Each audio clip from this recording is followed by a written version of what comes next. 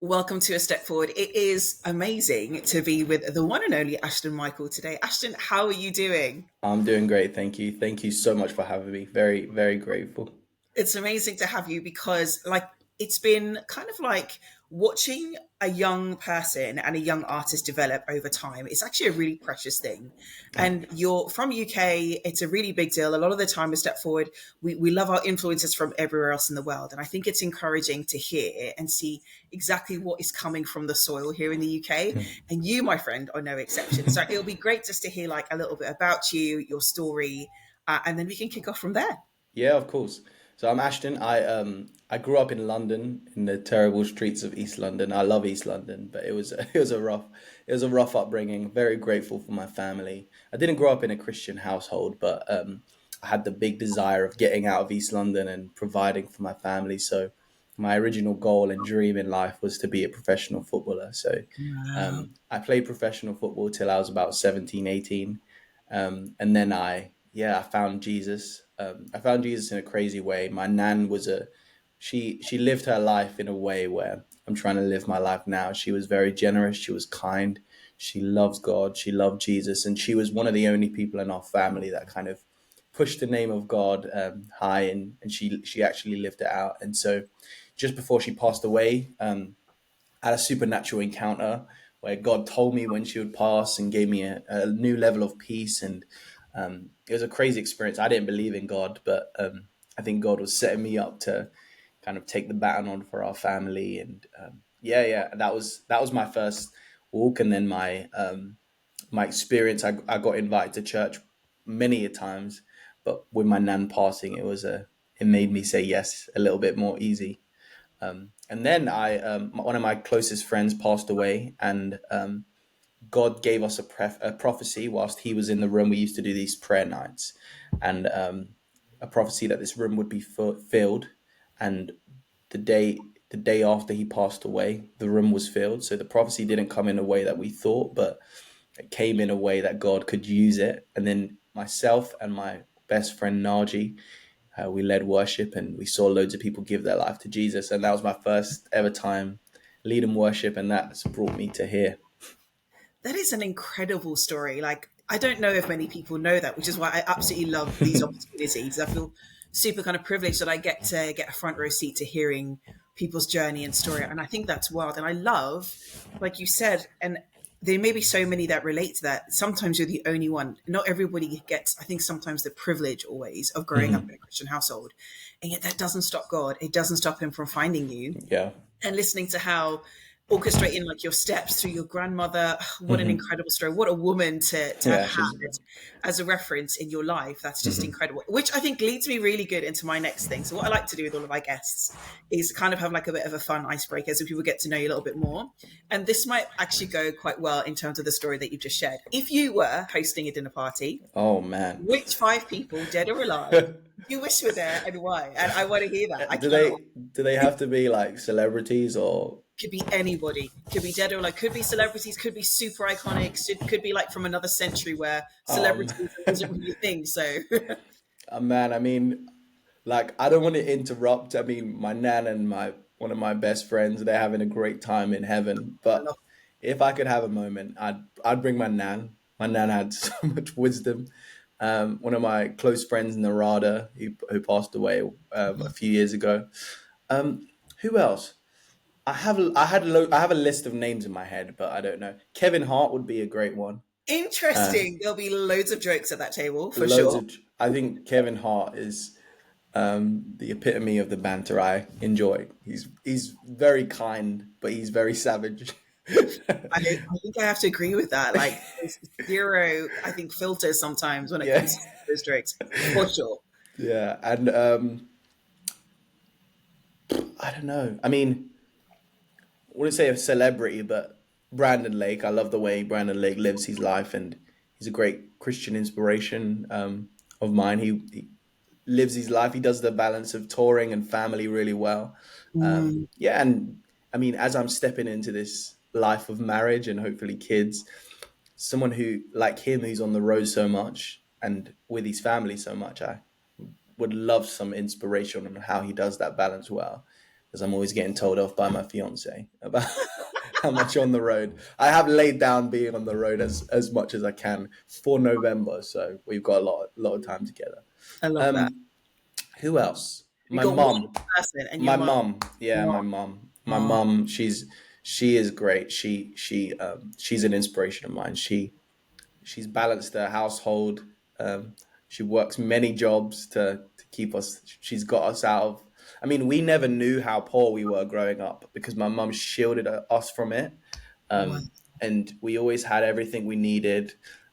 She would always kind of eat less food so that we could have food. So she was an inspiration, and yeah, a lot of the time where I work hard, it comes from my mum, and it's coming from trying to get my mum out of the place she is, and yeah, she's living a great life. I love that. That's amazing. And isn't that crazy? Like, there's nothing quite like that mother's kind of fierce protectiveness over her children. And Hmm. like you say, I think I relate to that story a little bit much.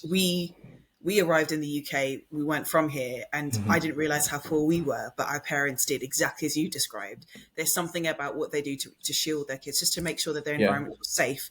And will we ever lacking in love? No. And it sounds no, like your mom was just the ultimate of that. never In complained about it. Never complained about it. She got on with it, and I mean, when we were old enough, she went and did a uni degree. So, so I love she's that. great. She's great. I love that so much. This is amazing. And you shared a little bit about obviously your story, how you came to faith, how you led your first worship session. Tell me about how things kind of started to come to being in terms of becoming an artist, and then Hmm. ending up now with heaven culture music. Tell us about that journey. It'd be lovely to hear that. Yeah, I mean, I think it's hard because I'm not the best artist. I'm not the best business person. My heart is I love the local church, and I love serving the local church. And God has given me the privilege of being able to travel a lot, and I get to bless America a lot, and America blesses me a lot when I'm there traveling and leading worship and being a part of churches and events there. I would say the first time, as I said, the first time I led worship was in a living room. And the first time I publicly led worship was at our youth weekend away when I was at HTB. And there was so many youth. There was like hundreds of young people. Wow. And that was my first time. I couldn't sing. I had no idea why I was on that platform. And it was carnage. But God, God said, hey, this is where I'm calling you. This is where you need to be. This is how you're going to make more of an impact. And I never had a desire um, for other careers to take me anywhere, but lead and worship just felt like I could make an impact. I could see lives transformed. And the hard thing with lead and worship is you ain't gonna hear the stories of how your songs and how you lead and worship has impacted someone, maybe until you're in heaven. So my hope is that I can lead worship in a way that blesses God and blesses people. And I want to hear those stories in heaven. And I just want to be faithful to what God is doing. Um, and so the way I mean, I don't think there's a formula for where God has taken me, but yeah, my first time leading worship was in a youth weekend away context, and then yeah, from there I became a worship pastor, and then get to serve the local church in that way part time, and then also travel and write songs. But I don't know how I got here. I think God has every step told me, hey, this is the next season, this is the next season. And I've had great people in my life and great leaders. I I hope I think answered the question. I don't know absolutely. if I did. You actually did. That was actually really beautiful to hear that. And so encouraging, I think, for anybody that comes across this interview to hear, like for yourself, as young as you are, like God has been really clear and leading Mhm. every single one of those steps. That's so reassuring. I think we live in an era now where you have so many uncertainties. A lot Mhm. of young people are facing like futures that they can't really quite um, envision, just because this generation of the era that you're living in is super digital, Yeah. super global. Like they don't have a reference from a previous generation, which was kind of living Mhm. one kind of lifestyle or kind of routine or rhythm of life until this generation. So there's no reference for them. And now they're like, well, Mhm. what does tomorrow look like for me? It's so uncertain. And I think in all of that, isn't God faithful that Yeah. he can show you if you lean into him? So Mhm. hearing that is really encouraging. I also love what you said about you may not get the feedback of the impact of your work. That is such a poignant thing Mhm. to consider. And I think, it's not for the faint-hearted, and kudos Hmm. to yourself. It's brave to like, I'm going to do this anyway because God's asked me to, but I may not always see the fruit and the Yeah. result. And what keeps you going? Like, I can't imagine that sometimes when you feel like I'm singing outwards and my stuff is going out there, but I don't know the impact, like what maintains kind of that momentum and that fire just to keep going? I have to ask that. That's a good question. I mean, the first encouragement I always give to young worship leaders like myself, or younger or older, is being rooted in a local church is really Mm, important. A local church that can tell you when you're doing great and when you're not. It can keep you accountable. It can keep your head level. And yeah, when I've been on the road and I come back to local church, it brings me home. My senior pastor, David, he's amazing. He supports me in everything I do. He always will correct me. He will keep me in my place. That's one thing. I think secondly is having mentors and leaders in your life as well that can do the same thing, but in a different context when it comes to your personal life and being close to you. So those are big things on accountability, and they can encourage you and they can also check you when you're making a wrong turn. And then finally, I think if you get into leading worship for the applause or for the instant gratification of seeing an audience clap or anything, I think that's probably the wrong intention. And I can't lie and say I haven't been in that place where I've gone, oh, I want to be leading in these rooms and all those things. But now my desire is that if I can please God, then and I'm, I mean, if people love Jesus, they're going to be pleased in some areas. And I also I'm okay with not hearing well done. mm, Um, so when I do get it, it's an encouragement. And um, yeah, the I think having a partner who supports me and also like encourages me. And um, I mean, not everyone on social media or at events gets to hear the battles that I face, except a partner or my mentors. And an example is like, yeah, I mean, I wouldn't have done conference last year if it wasn't for my fiance. She was like, "Hey, you've got to do it," and I was like, "Hey, like, no one's like, not many people have booked on." And she said, "Trust me, I feel God has said this." And I'm wow. like here battling, and I'm like, she's like, "Since when was it about the people booking on? It was Mm, about if one person can get saved." She said that, and so did my mentors. And I was like, okay, trusted them. Loads of people turned up. Loads of people got saved. My mum gave her life to Jesus. So wow. those encouragements are really important from the right people. I think gratification from others shouldn't be your desire, but having a close circle of people, local church is really important to make sure you stay grounded, you stay close to the Father, and people can help keep you in check to being close to the Father. Hey, like I have one mentor who says, "Hey, have you been reading your Bible?" It's such a simple question, but it's a good question. Like, hey, this week has been so busy, but I've been up every day. I live in a place where I have like a rocking chair. I know I'm not an old man, but I love it. And I Yeah, do I love a rocking chair no matter how old you are. It's hey, so I do Bible study every day at 5:30 in that rocking chair. And I have a funny story about that rocking chair. I'll tell you at some point. I can't wait to hear that. That's super incredible to hear. I think especially in terms of your embrace of it's criticism, what you're saying, from the right Hmm. places. And I think, a lot of the time when people are trying to build something, and I think music is probably one of those Hmm. kind of sensitive spaces because you're Yeah. touching on, if I'm going to say it's ego as well as, Yeah. yes, we Thousand love the percent. fact that this is about worship. It's about giving our gift back to God. But ultimately, it's a huge part of self, isn't it? You Hmm. bring in the vulnerability of your journey and your songwriting, your creativity, and to not hear you want it to be affirmed all the time, and where Hmm. there's absolutely space for that, the humility of like making sure that pride is in check and being welcoming to like I said, just like healthy criticism, healthy discipleship from people around you is Hmm. such a big part of our personal growth, or else we will tend to kind of veer off, like you said, the mission and For the track. sure. I love that your fiance said, when did this become about people?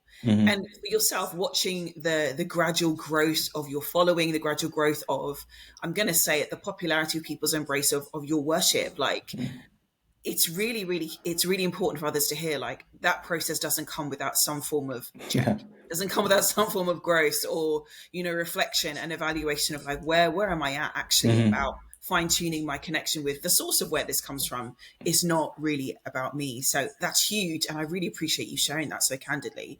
Do you have a highlight moment of the ministry journey so far that you can remember?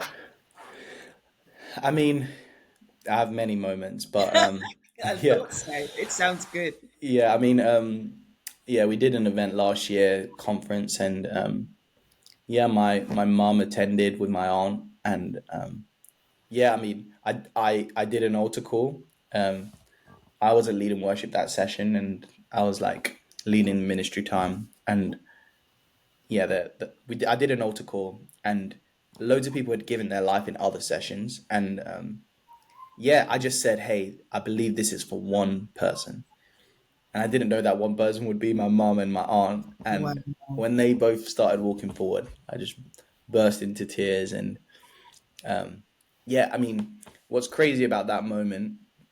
That was a crazy moment, and yeah, best time I've ever had in ministry. Trust in the Lord all these years to see my mum saved and seeing it come to pass.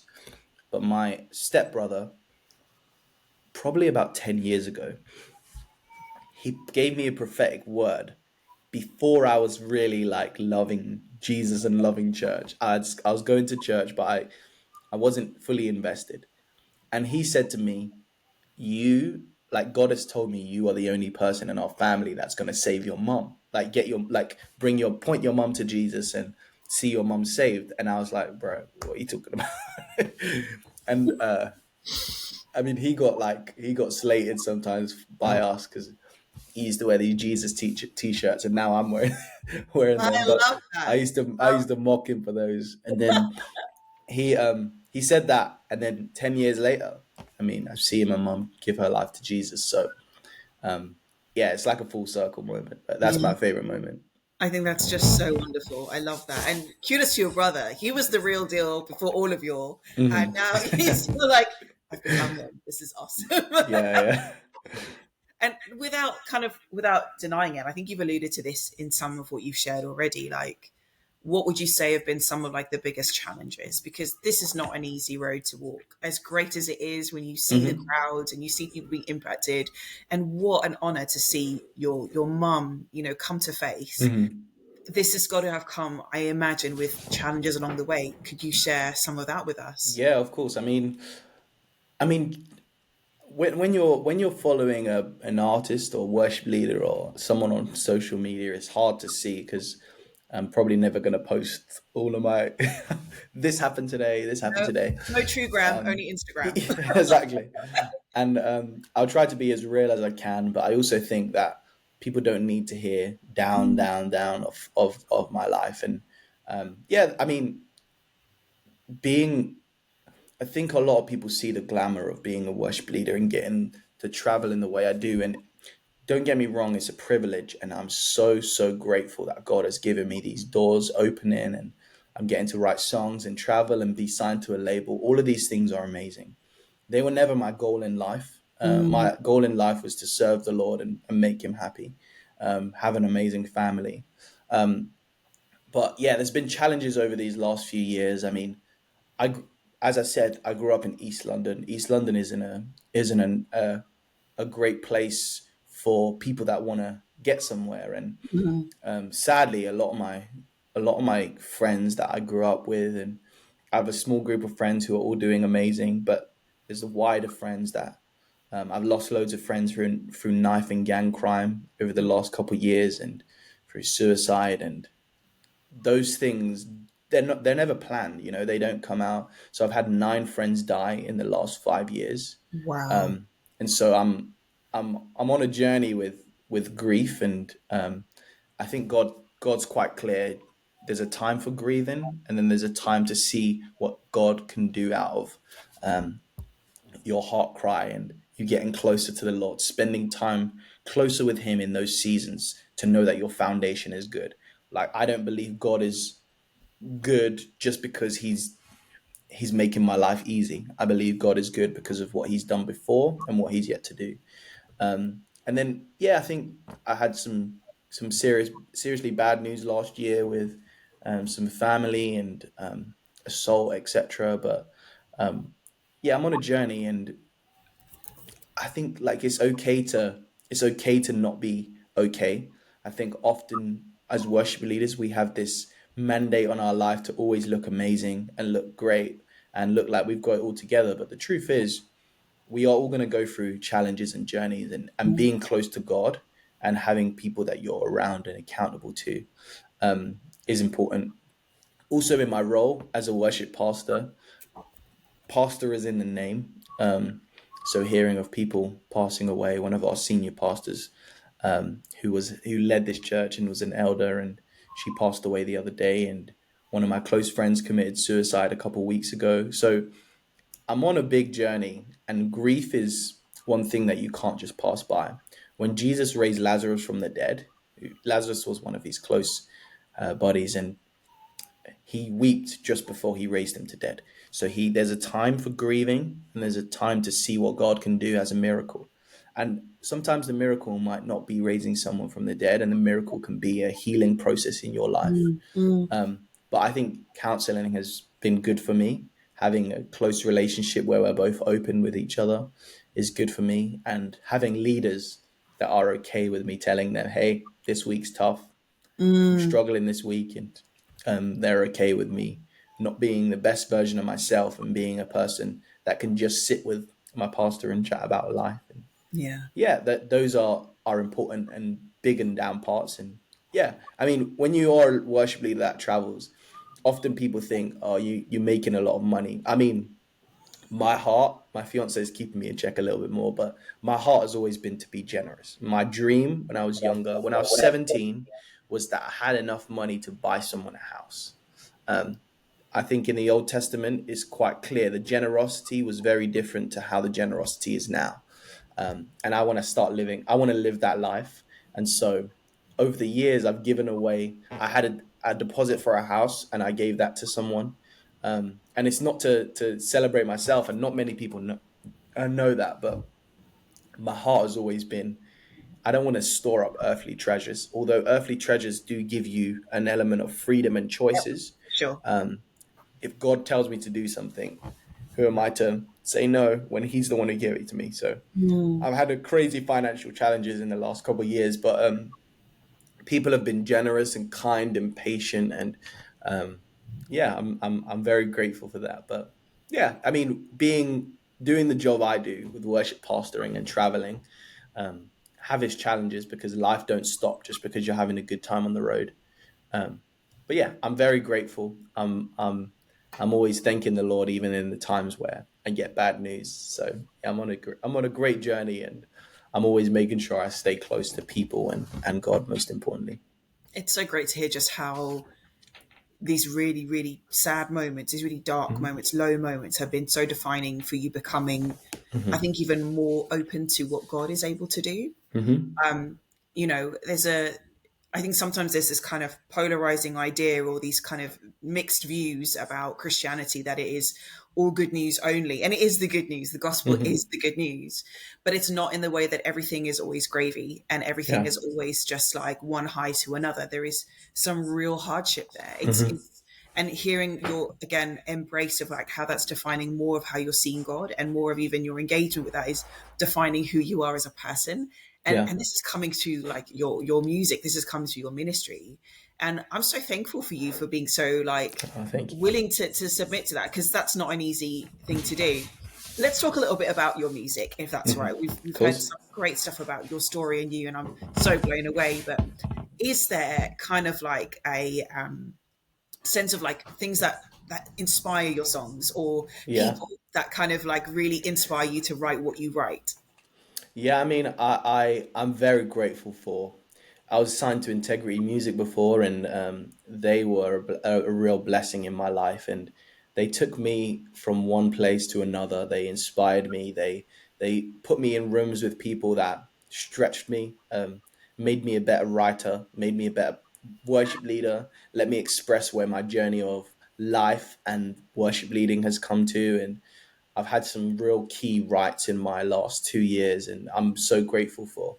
Integrity Music giving me the opportunities that they have. Um, I guess like, yeah, I mean, my songs all come from a place of like, I think I'm in a season where I have two sets of songs. I have songs that I want to be on the radio that can be inspiring and kind of tell my story and tell the seasons I've been in and all of those things. I think the most important songs that I'm writing at the moment are songs that are for the church, that are Mm, sung on Sunday mornings, um, that help people on a journey. I think we need to be in a time where we are singing songs that are very vertical, that are just about Jesus, just about God. I think, truthfully, I think there is like I said, there's a time and place for testimonies and songs where it tells someone's life and journey, but I don't think they're always suitable for Sunday mornings. I think Sunday mornings it should be a sacred morning where people can go on a journey and come in stressed and start pointing their gaze and their stress and giving it to God. And it's mm, hard to do that when you're singing songs about someone else's journey or story, or it's saying language that is not relatable to us. So yeah, I'm writing songs for both. I'm writing songs for radio where people can sit in their car and feel a good vibe, and then yeah, secondly, I'm writing songs that are for the church. Like they're coming from my personal walk, but then mm, I'm saying, hey, I'm in this season, and Jesus, we still praise you. I'm thinking of people in my congregation that I'm writing for. I'm thinking of Alan, who is struggling with cancer right now, and he needs to sing Hallelujah that Sunday mm, morning. So I'm writing songs that he can still praise God and say, "Hey, um, even in the darkest valley, I'll still bless you." You know. mm, mm. So those are songs that I'm very excited about in this season. That's amazing. And let's talk. This goes really well, I think, into like our next question. Like, tell us about your most recent album, Seasons. How did this come about? This work. Who did you work with? Yeah. And kind of like, what was your heart behind this project? Yeah, I mean that's a great question. I with Seasons, it's coming out soon, and we're still working on it. We're still grinding away, and my I start tour next week, so I'm on a tour called Seasons Tour, which is a UK worship night tour, and we've got some great guests, and one of my friends is flying over from the States and hanging out with us, and it's going to be great. But these songs came from a real journey, like a real tough couple of years, and I just wanted to write songs that pointed people to Jesus. And I just wanted the result of this album to be every single song is kind of a little bit of a journey of the seasons of where I've struggled, where I've had great highs, and where I've had great lows, but all of it resulting in vertical praise. So um, I wrote the first couple songs with Nathan Jess in Ireland, and he was one of the people that really inspired me to write better and kind of dig deeper than the songs and I've heard or the words I've heard before, but kind of tell some stories whilst keeping it congregational, which is great. Um, and I've worked with so many other people, Derek and one of my groomsmen and one of my best friends who actually taught me guitar. His name's Dylan Page, and we've had a great journey with him. And he's been one of my best friends since I was about 15 years old, and Wow. he is one of the people that have helped me on my journey to get where I am. And um, yeah, he's a great person. He's a good example of like he will tell me when a song is terrible. He'll say, "Hey, this song, man, it's not good." So I love you need people in your life for that. So we have cut some songs from the record. Um, but yeah, it's been a great journey, and yeah, the songs come from a great highs and lows of this journey. And the that. dream is that it points people to Jesus. And yeah, with this tour, it's I want to go to places and churches that may not get to experience the kind of worship that um, we get to every Sunday, and smaller churches, bigger churches, and yeah, it's gonna be a fun time. Can you tell us some of these tour dates? That would be amazing, or where the pit stops may be. Yeah, of course. To name but a few, that would be amazing. Yeah, of course. So we start on the 10th in Eastbourne, um, and 10th is going to be fun. I've got Richard James Bart, who's an incredible worship leader and artist, and he's been faithfully serving in Eastbourne, and God took him out of his comfort zone, and he's just doing an incredible job. And shout out to Rich. And then the 11th we're in Dudley, which is coming back towards Leicester, and we're with Daniel Murphy, and Dan is a great friend of mine. We've been leading at a festival called Limitless every year with thousands of kids, and he's an incredible man of God, and um, he's got some great songs, and we're excited to hear those. And yeah, he's doing a great job in Dudley, in Birmingham, and he's at a church called Life Church, and they're doing a great job. And then here on the 12th, in Leicester at One Church, and we've got Philippa Hannah joining us. Philippa Oh, is a is I'm inspired by Philippa. Just like you were talking about UK artists, I think Philippa is she's not ever changed the way she's going towards what God is going after, and I love her songs. Great yeah. songs. Yeah. She's not going, hey, are the UK gonna love these songs? She's just going, I'm gonna write songs that I enjoy, Yeah. and she's got a great heart for God, and And I such a crystal voice, like yeah, great voice. having the heart, the excellence of her craft. It Mhm. just, I It's love what you're amazing. saying about her. Absolutely. And I mean, I got to see one of the things that really blessed my heart is I got to see the fact that she was at Big Church Festival, and we were chatting, and she just has her whole family there. She's chasing kids, and you know that on top of being an incredible worship leader, an incredible Mm, singer, she's just an incredible woman of God and an mm, incredible mum. I yeah. think one of the best ways we can worship God is by being a great mother or father. Just like the Father loved us, I think Yeah. I want to be a great dad when I am a dad one day. And seeing people like that who are doing such a great job as an artist and as a parent, I think it's inspiring. And then we have Kieran Sims flying over from the States, and he's one of my good friends, and I've got to know over the last couple of months, and we were signed to Integrity together at the same time, and he's out in Houston, Texas, and Wow. oh, man, he's great. Just check his stuff out. I don't even need to say much more. And then yeah, we've got 6 more nights, so it'd be great. This is so exciting. And I really hope that people have had a chance to get to know a bit more behind the man behind the songs and the mission that is Heaven Culture. I'd love for you just to share, for anybody coming across this interview, where people can find and follow your work, and grab onto some of these tour dates, because get involved, get blessed, because Ashton is here, everybody, to sow what God has done into your life. And this, I could tell, it's just going to be incredible. Oh, very grateful. So I mean, I am terrible with social media, but I have an Instagram called Ashton519, and any information you need on tour dates, on events that we have coming up, you'll find on there. And Heaven Culture Music, it's a UK collective, and we just want great UK artists and great UK musicians and creatives to be involved in building the UK church. I think yeah, I mean, America and every other country is doing an incredible work, and now is the time where the UK can bless the world. And Heaven Culture Music is a collective where we are dreaming of doing this.